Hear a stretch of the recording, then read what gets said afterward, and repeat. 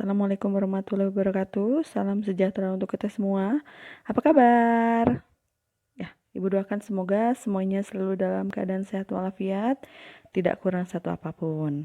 Ya, sebelum kita belajar bersama, meskipun kita tidak bertatap muka, marilah kita bersama-sama membaca doa terlebih dahulu.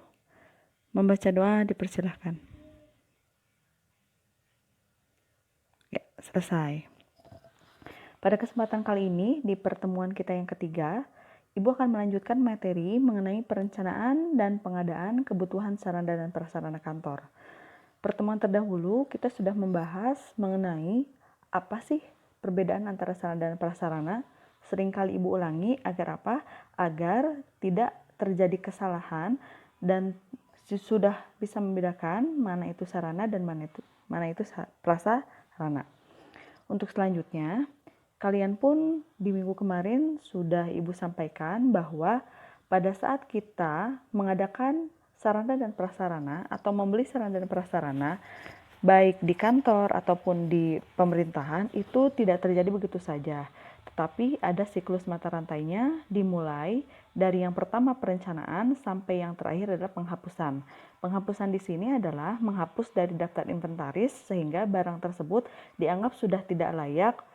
Oleh karena itu boleh dihilangkan dari daftar inventaris sehingga teknisnya mungkin dihancurkan kalau misalnya sudah memang tidak layak sama sekali, atau mungkin boleh dibeli oleh orang lain, dijual atau dilelang kepada orang lain tetapi dengan harga yang pastinya di bawah harga standar karena memang kualitasnya sudah tidak bagus lagi. Setelah kita mempelajari siklus mata rantai, fungsi administrasi sarana dan prasarana, kita pun sudah mempelajari mengenai beberapa bagian-bagian yang terdapat dalam perencanaan sarana dan prasarana, baik itu tujuan, pengertian, dan sebagainya. Nah, hari ini Ibu akan melanjutkan mengenai asas pengadaan sarana dan prasarana. Mengapa dalam pengadaan sarana dan prasarana harus memenuhi berbagai asas di sini? Yang pertama, satu, harus memenuhi asas kemampuan dan kelayakan. Artinya, pada saat sebuah perusahaan atau institusi pemerintahan membeli barang itu harus mampu dan layak. Mampu di sini adalah mampu dari segi biaya, tidak lebih dari anggaran atau tidak terlalu rendah dari anggaran, dan juga barang atau jasa, sarana dan prasarana yang dibeli itu layak pakai. Jangan sampai seperti ini ada kejadian pemerintah membeli bus waktu itu, misalnya membeli bus dari suatu negara, ternyata setelah sampai di negara kita itu tidak layak pakai, banyak karat, lalu ada mesinnya yang kurang bagus sehingga pada saat dipakai justru tidak mampu untuk dipakai secara baik gitu ya. Yang selanjutnya adalah standarisasi. Standarisasi di sini adalah seperti yang sudah kita pelajari di kelas 11 bahwa pengadaan sarana dan prasarana tidak luput dari perundang-undangan yang telah kita pelajari di kelas 11 mengenai standarisasi peralatan yang ada di kedinasan gitu ya, salah satunya. Misalnya meja untuk pimpinan pasti berbeda dengan meja staf. Sehingga standarisasi itu harus selalu kita pegang agar semua pengadaan itu sesuai dengan kebutuhan masing-masing ya.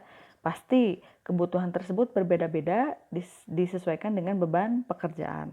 Selanjutnya, dalam asas pengadaan sarana dan prasarana harus ada fleksibilitas dan kegunaan biaya. Apa itu fleksibilitas? Adalah bahwa sebetulnya dalam pengadaan sarana dan prasarana itu bisa dilakukan kapan saja. Yang terpenting adalah kita mengajukan terlebih dahulu sehingga proses ACC itu nanti dilakukan atau diajukan kepada pimpinan kita. Kegunaan biaya di sini adalah bahwa biaya itu setelah kita mengajukan, kita harus menyesuaikan biaya dengan anggaran. Asas selanjutnya adalah harga dan penawaran modal. Pastinya pada saat kita membeli barang dan jasa, sarana dan prasarana, kita harus memperhatikan harga dan juga penawaran modal karena banyak distributor, banyak produsen-produsen yang mungkin menawarkan kepada kita, tapi pasti kita memilih dengan kualitas barang yang baik tetapi dengan harga yang terjangkau sesuai dengan anggaran pastinya. Selanjutnya, pengadaan sarana dan prasarana harus disesuaikan dengan pekerjaan dan kegiatan. Jangan sampai Misalnya kita bekerja nanti mempergunakan laptop, mempergunakan mohon maaf, printer, lalu ada mesin fotokopi misalnya. Jangan sampai dalam satu meja yang sama, sehingga kita harus membeli berbagai jenis meja disesuaikan dengan pekerjaan dan kegiatannya. Selanjutnya adalah asas keperluan yang disesuaikan dengan kondisi. Pastinya meja staf itu berbeda dengan meja pimpinan misalnya, atau kursi staf itu berbeda dengan kursi yang ada di kantin, ya. Karena tidak mungkin kursi staf yang ada rodanya, yang fleksibel, itu digunakan di kantin. Itu tidak sesuai, sehingga hal tersebut harus disesuaikan dengan kondisi. Yang terakhir yang tidak boleh dilupakan adalah nilai estetika atau keindahan. Jangan sampai kita membeli barang tetapi tidak indah untuk dilihat, gitu ya. Mohon maaf. Selanjutnya, Ibu akan menjelaskan mengenai metode pengadaan. Metode pengadaan di sini ada penentuan kebutuhan dan penganggaran, gitu ya.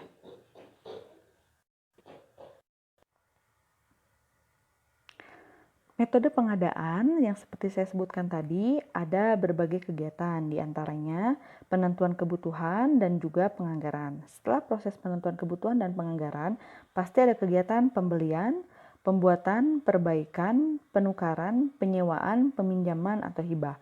Maksudnya di sini adalah dalam pengadaan barang bisa saja kita membeli, membuatnya sendiri, atau sudah punya tapi rusak sehingga kita harus perbaiki, atau mungkin ditukarkan dari satu bagian ke bagian yang lain. Misalnya bagian keuangan memiliki meja, ternyata ada kelebihan satu meja, itu boleh ditukarkan ke bagian marketing misalnya, sehingga ada win-win solution di mana meja yang lebih itu bisa dipergunakan di bagian yang lain.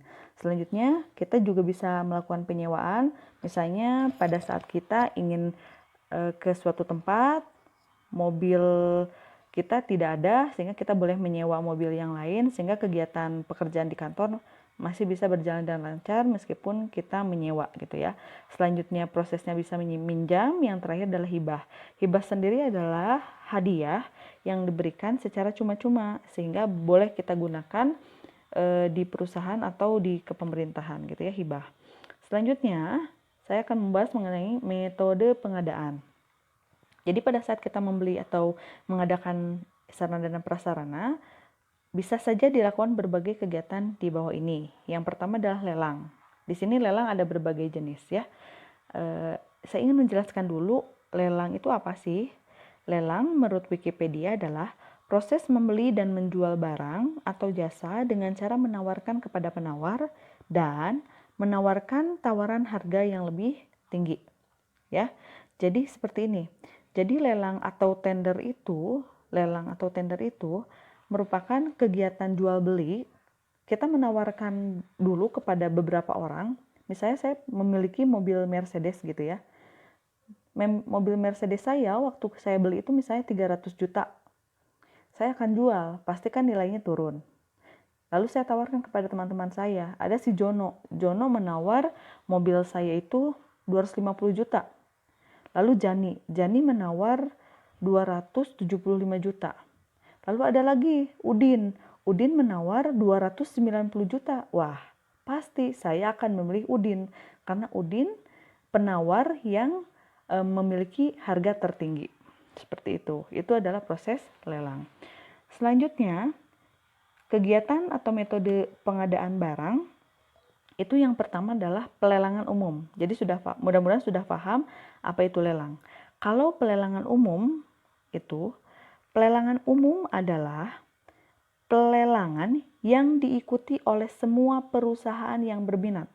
Sehingga dalam kegiatan pelelangan ini tidak hanya terbatas di satu kalangan saja, dan biasanya pelelangan umum ini akan diumumkan secara luas, baik melalui media cetak, elektronik, diumumkan di koran, atau diumumkan di dinas perindustrian setempat ya. Selanjutnya adalah pelelangan terbatas. Pelelangan terbatas akan terjadi apabila jumlah penyedianya baik penyedia barang, jasa, atau rekanan tersebut mampu melaksanakan dan diyakini terbatas untuk menyelesaikan pekerjaan yang kompleks. Misalnya pemerintah, misalnya dinas keuangan nih, ingin membangun suatu gedung. Nah, itu biasanya mereka melakukan pelelangan terbatas. Artinya beberapa kontraktor ikut lelang, mereka mengajukan harganya berapa, yang cocok harganya mungkin nanti akan bekerja sama dengan dinas tersebut. Yang ketiga ya itu adalah pelelangan sederhana. Pelelangan sederhana adalah metode lelang di mana pekerjaannya itu tidak lebih dari nilai nominalnya itu 200 sampai 500 juta rupiah. Jadi nilai nominalnya hanya dari 200 sampai 500 juta rupiah. Kalau menurut kita kan itu banyak banget ya, tapi kalau menurut proyek atau menurut pengadaan barang itu relatif sedikit ya. Selanjutnya adalah pemilihan langsung.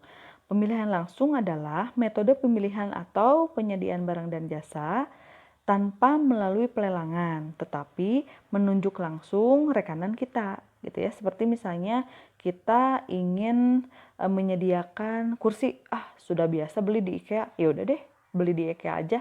Nah, itu disebut sebagai pemilihan langsung. Selanjutnya adalah seleksi umum. Kalau seleksi umum adalah metode pemilihan penyedia barang dan jasa yang diikuti oleh semua penyedia barang dan jasa atau konsultan. Kalau seleksi umum itu pasti berbeda dengan pelelangan umum. Kalau lelang kan kita ingin mendapatkan harga yang tertinggi. Kalau seleksi dengan kualitas yang terbaik, dengan inovasi yang bagus, itu masuk ke seleksi umum. Intinya adalah pada saat seleksi umum itu harus sangat memenuhi syarat. Selanjutnya adalah seleksi sederhana. Seleksi sederhana adalah metode pemilihan penyediaan barang dan jasa. Seleksi sederhana merupakan metode pemilihan penyediaan barang dan jasa untuk pekerjaan yang diikuti oleh semua penyedia yang nilainya itu paling besar atau paling tingginya adalah 200 juta rupiah ya. Sebetulnya kalau menurut kita 200 juta itu pasti tinggi sekali, tapi dalam penyediaan barang dan jasa apalagi untuk perusahaan, untuk pemerintah itu rendah atau kurang nilainya ya, kecil. Kalau kita kan udah bisa belanja bakso 2 truk lah ya. Oke.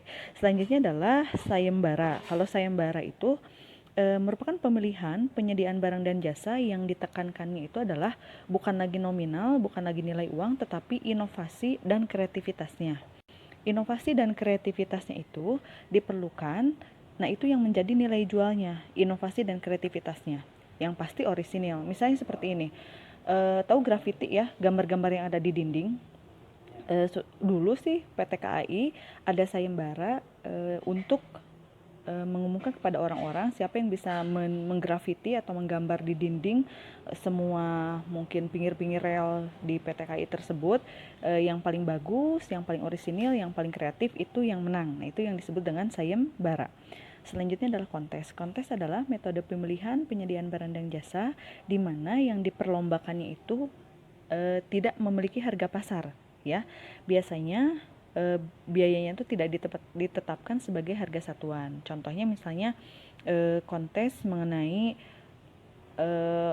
desain atau mempercantik monumen monumen Jogja Kembali atau gazebo gitu ya. Nah, itu yang dikonteskannya itu ya. Selanjutnya adalah penunjukan langsung. Kalau penunjukan langsung itu metode pemilihan penyediaan barang dan jasa di mana kita langsung menunjuk satu penyedia barang dan jasa gitu ya. Biasanya sudah menjadi rekanan yang tentunya kualifikasinya orangnya udah tahu, jenis barangnya sudah terpercaya, harganya pun biasanya kita diberikan harga khusus karena kita sudah menjadi rekanan. Nah, selanjutnya adalah pengelolaan langsung atau swakelola ya. Swakelola, mohon maaf, pengadaan langsung dulu. Kalau pengadaan langsung itu pengadaan barang dan jasa langsung tanpa melalui lelang, seleksi atau penunjukan langsung ya. Membeli secara langsung gitu ya kalau pengadaan langsung. Beli langsung lah ya. Kalau terakhir adalah swakelola. Swakelola adalah kegiatan pengadaan barang dan jasa di mana pekerjaannya direncanakan, dikerjakan, diawasi oleh dalam perusahaan itu sendiri gitu ya. Jadi seperti kalian, kalau kalian bukan swakelola karena biaya kan dari orang tua. Itu biasanya pengadaan langsung kalau kalian. Kalau swakelola itu orang tua kalian pastinya. Mereka mencari uangnya sendiri, perusahaan mencari uangnya sendiri, berusaha sendiri, lalu diatur sendiri, dibelanjakan sendiri, gitu ya. Seperti itu untuk metode pengadaan. Selanjutnya, selanjutnya adalah pelaksanaan prosedur pengadaan barang. Jadi di sini ada 2 jenis barang, ada barang habis pakai, ada juga barang yang tidak habis pakai. Boleh kalian analisis dua-duanya. Yang paling membedakan adalah poin yang ketiga, di mana poin yang ketiga itu adalah menyusun rencana pengadaan barang untuk barang habis pakai, sementara untuk barang yang tidak habis pakai itu langsung menetapkan skala prioritas ya. Seterusnya adalah harus diatur berdasarkan kemampuan dana. Mengapa barang tidak habis pakai harus ditetapkan dulu skala prioritasnya? Karena biasanya barang tidak habis pakai itu secara harga tinggi gitu ya. Contoh, kalau barang habis pakai misalnya alat tulis. Kalau barang tidak habis pakai contohnya kursi, meja ya. Jadi kursi, meja kan tidak harus selalu setiap tahun diganti, setiap minggu diganti, bosan ganti, hempaskan gitu ya. Tidak bisa seperti itu ya. Jadi barang tidak habis pakai, contohnya meja, kursi yang bisa digunakan lebih dari 1 tahun, itu biasanya harganya lebih mahal sehingga harus ditetapkan skala prioritas berdasarkan dana dan kebutuhannya. Ya, selanjutnya ini untuk langkah pengadaan sarana dan prasarana, mohon dibaca saja ya. Silakan kalian baca dengan seksama. Apabila ada yang ditanyakan, mohon menghubungi saya secara jalur pribadi. Nah, yang terakhir, tolong kalian kerjakan tugas ini. Waktunya lama, 2 hari ya, 2 hari ke depan. Nanti di Google Classroom ada tenggat waktunya. Di sini kalian harus merencanakan sarana prasarana selama 1 bulan saja di 3 ruangan, disesuaikan dengan kebutuhan selama new normal atau adaptasi kebiasaan baru COVID-19. Semangat selalu ya, semoga selalu merindukan saya karena saya pun rindu kalian. Assalamualaikum warahmatullahi wabarakatuh.